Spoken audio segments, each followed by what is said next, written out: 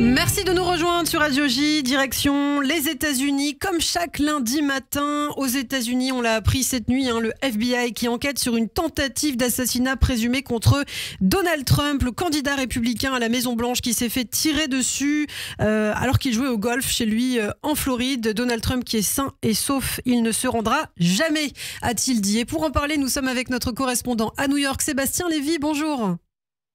Bonjour Ilana. Merci beaucoup Sébastien d'être avec nous comme chaque semaine effectivement pour commenter l'actualité aux États-Unis quelques semaines maintenant avant la fameuse élection présidentielle. Alors oui, Donald Trump qui encore une fois a été victime d'une tentative d'assassinat. L'auteur a été identifié, un homme d'ailleurs qui avait voté pour lui aux précédentes présidentielles, Sébastien. Oui, exactement. Donc, il s'agit de Ryan Routh, qui a voté pour Trump en 2016, qui a voté ensuite pour Biden-Harris en 2020, qui a un passé, qui est à la fois pro-Ukraine, mais très, très anti-israélien, très anti-israélien radical, qui a eu beaucoup de problèmes avec la justice. Et ce qui finalement nous ramène au thème de la semaine dernière, ce qui ne l'a pas empêché, en fait, d'acheter légalement un K-47, donc c'est quelqu'un qui est assez déséquilibré visiblement et qui a effectivement intenté visiblement, parce que c'est visiblement une tentative apparente d'assassinat du président Trump, de l'ancien président Trump. Donc on en saura plus dans les prochaines heures. Alors c'est vrai que ça c'est vraiment typique des États-Unis. L'homme a un casier judiciaire bien rempli et il peut se procurer une arme en toute liberté, Sébastien. Complètement. En fait, encore une fois, ça rejoint ce dont on avait parlé la semaine dernière. On est un peu dans une espèce la cinquième dimension, c'est-à-dire que oui, c'est possible de se procurer légalement parce qu'il n'y a pas ce qu'on appelle de background check dont on avait parlé, c'est-à-dire que vous n'avez pas de base de données globale fédérale qui empêche quelqu'un de se doter légalement d'une arme. Donc on est effectivement on est chez les fous, comme je l'ai dit. Il est plus facile pour un jeune de 20 ans d'acheter une arme que d'acheter une bière. Et il est plus facile pour quelqu'un il est assez facile pour quelqu'un qui a des antécédents judiciaires, voire psychiatrique, de se doter d'une arme. Effectivement, on est un petit peu chez les fous. On est chez les fous, c'est ce que vous dites, Sébastien. Alors, chez les fous également, par rapport aux récentes déclarations de Donald Trump lors du débat, on en a parlé d'ailleurs aussi la semaine dernière, son débat avec Kamala Harris, Donald Trump qui a accusé notamment des étrangers de manger des animaux domestiques.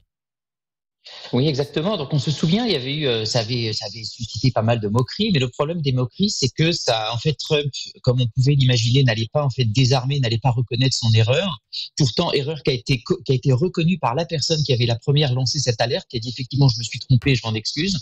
Le problème, c'est que ça a des conséquences réelles. Le problème, c'est que Trump a encore insisté là-dessus. Maintenant, il a dit que les Haïtiens s'en prenaient également aux oies et aux canards, je cite. Et le problème, c'est que vous avez maintenant des menaces contre la communauté haïtienne dans cette ville de Springfield, Ohio. Vous avez des alertes à la bombe, vous avez les officiels de la ville qui sont menacés. Et donc, vous avez une ville qui est en état de siège et vous avez l'extrême droite qui risque effectivement demain de passer à l'action dans certaines villes, notamment la ville de Springfield, Ohio, mais aussi la ville de Aurora dans un autre état. Donc malheureusement, il faut toujours se méfier de ce type de mensonges. Les mensonges ont des conséquences et aujourd'hui, on risque sans doute d'aller peut-être vers une explosion de violence dans cette ville. Donc les autorités sont à cran et notamment la communauté haïtienne est extrêmement inquiète. Effectivement, les mensonges ont des conséquences, les fake news, et c'est pas la première fois qu'on accuse Donald Trump de fake news. Alors on parlait du débat justement, Sébastien, Donald Trump qui a continué à nier contre l'évidence avoir perdu l'élection et vous souhaitiez justement revenir sur ce qui s'était passé le 6 janvier, ce qui a aussi causé beaucoup de tort à Donald Trump, l'assaut du Capitole. Oui, je voulais en parler. Effectivement, on a parlé d'une certaine façon le small lie, un petit mensonge, même si c'est un mensonge qui peut avoir des conséquences pour les Haïtiens. Puis vous avez quelque chose ici qu'on appelle le big lie, le gros mensonge, qui concerne le 6 janvier. Le 6 janvier, qu'est-ce qui s'est passé? On sait, ça a été une insurrection extrêmement grave contre la démocratie américaine. C'était des militants trumpistes chauffés à blanc par Trump qui ont pris d'assaut le Capitole pour finalement empêcher la certification.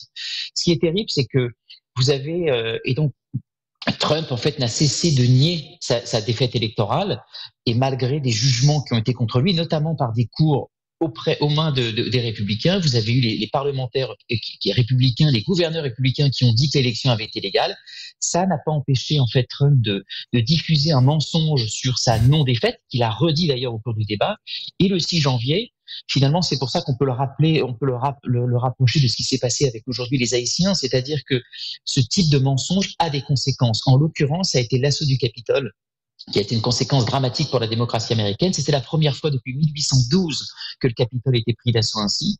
Donc ce mensonge-là a eu des conséquences extrêmement graves. Ça aurait pu être encore plus grave, mais ça s'inscrit malheureusement dans une démarche aujourd'hui, dans une problématique d'attaque sur la démocratie qui est beaucoup plus large. Le 6 janvier 2021 avait été un symptôme extrêmement grave, mais ça s'inscrit dans une dénonciation de la vérité, une remise en cause de la vérité et des faits qui est extrêmement grave aux États-Unis. Effectivement, une défiance envers la démocratie. D'ailleurs, Donald Trump a aussi accusé après le débat la chaîne d'avoir truqué ses propos. Une défiance envers la démocratie et d'ailleurs toutes les institutions, hein, Sébastien.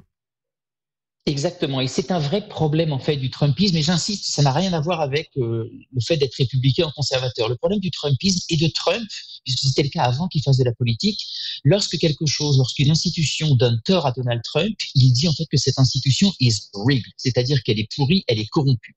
Et le problème, c'est qu'il l'a fait avec le vote, en disant puisque j'ai perdu cette élection, le vote est corrompu, mais il l'avait fait avant dans ses affaires. Trump avait fait faillite 6 fois, et il a dit à ce moment-là que la justice était corrompue. De la même façon avec les médias, on sait qu'il appelle les médias l'ennemi du peuple, comme le faisait Staline, et en disant en permanence, en parlant des fake news, c'est-à-dire que toute institution aujourd'hui qui va à l'encontre de Trump est une institution qui perd toute légitimité. Le souci, en fait, c'est que ce que dit Trump est suivi. Vous avez aujourd'hui 70% encore des républicains qui estiment que l'élection a été truquée en 2020, c'est-à-dire malgré en fait tous les faits qui ont donné tort à ces mensonges. Et c'est un vrai problème parce que ce n'est pas uniquement la défiance de la part de Trump. Cette défiance de la part de Trump, elle crée une défiance envers toutes les institutions de la démocratie américaine dans l'ensemble du pays. Et ça, c'est évidemment quelque chose d'extrêmement dangereux et qui met en péril l'ensemble, je dirais, de l'édifice démocratique américain. Donc en ce sens, il y a quelque chose d'extrêmement grave. Donc cette défiance est un vrai problème démocratique dans ce pays. Et puis je voudrais parler peut-être d'un troisième aspect, à mon avis, qui est très important également sur la démocratie américaine, c'est-à-dire que la démocratie, c'est reconnaître sa défaite électorale, c'est reconnaître les institutions d'un pays, c'est aussi permettre l'accès au vote. Et c'est aussi quelque chose qui existe aujourd'hui depuis une dizaine d'années aux États-Unis. Vous avez eu, depuis 2013, un jugement de la Cour suprême. Vous avez la Cour suprême, finalement, qui a permis aux États anciennement ségrégationnistes depuis les années 60, finalement, de faire ce qu'ils voulaient avec leur loi électorale. Il faut savoir que les États-Unis sont un État fédéral. Chaque État est libre de faire ce qu'il veut. Et je voulais en parler parce que depuis 2013, vous avez eu des centaines, voire des milliers de bureaux de vote qui ont été fermés dans certains États du Sud. Vous avez eu des redécoupages électoraux, qui ont profondément dilué l'influence des Afro-Américains dans certains États du Sud. Et en fait, ce qui est dramatique, c'est que vous avez là un troisième pilier qui est ébranlé aujourd'hui aux États-Unis. Vous avez donc la non-reconnaissance de sa défaite, donc la légitimité du vote, la légitimité des institutions, et vous avez le fait de permettre au maximum d'électeurs de voter. Ça aussi, aujourd'hui, c'est un pilier qui est mis en péril. Et je rajouterai là-dessus que malheureusement, les démocrates jouent aussi un rôle là-dedans, parce que les démocrates sont un petit peu extrêmes dans l'autre sens, en refusant finalement le minimum pour un Français, qui est de dire il faut finalement une carte d'identité avec une photo pour voter. Les démocrates se refusent à cela, ce qui fait que cela affaiblit encore la légitimité du vote.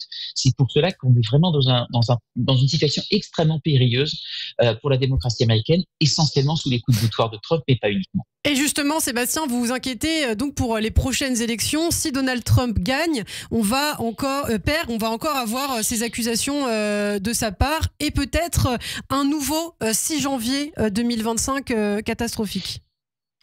Trump ne partira pas tranquillement. Trump ne peut pas accepter la notion de défaite. Il a déjà dit, et ses affidés ont déjà dit, que si jamais il perdait, c'est que l'élection serait truquée. C'est déjà dit. Donc en fait, il prépare déjà le terrain, comme il l'avait fait en 2020 d'ailleurs. Il faut savoir que l'élection elle est certifiée par la Chambre des représentants. Si la Chambre des représentants, le 6 janvier 2025, est républicaine et que Kamala Harris l'a emportée, alors il est peu probable que cette Chambre des républicains, sachant, comme je vous l'ai dit, que 70% des électeurs républicains suivent Donald Trump, il est peu probable que cette Chambre républicaine certifie l'élection.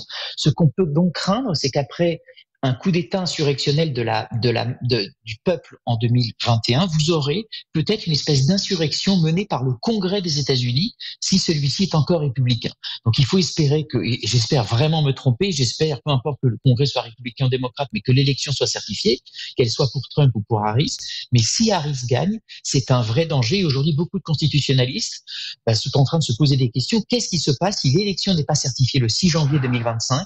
Là, effectivement, on aura un cas cas d'école, puisque ça n'a jamais eu lieu encore dans l'histoire des États-Unis, quelque chose qui pourrait être extrêmement dangereux et périlleux pour les États-Unis, mais je rajouterai pour le monde, parce qu'on sait que le rôle des États-Unis est absolument essentiel pour la stabilité du monde. Eh bien, merci beaucoup Sébastien Lévy. On continuera bien sûr à suivre les derniers développements politiques en Amérique, et vous restez avec nous. On peut retrouver cette chronique, cette interview en podcast sur notre site internet radioj.fr et en vidéo bien sûr sur notre chaîne YouTube. Merci beaucoup Sébastien, et je vous dis à la semaine prochaine. Ne bougez pas, dans quelques instants le journal avec Eva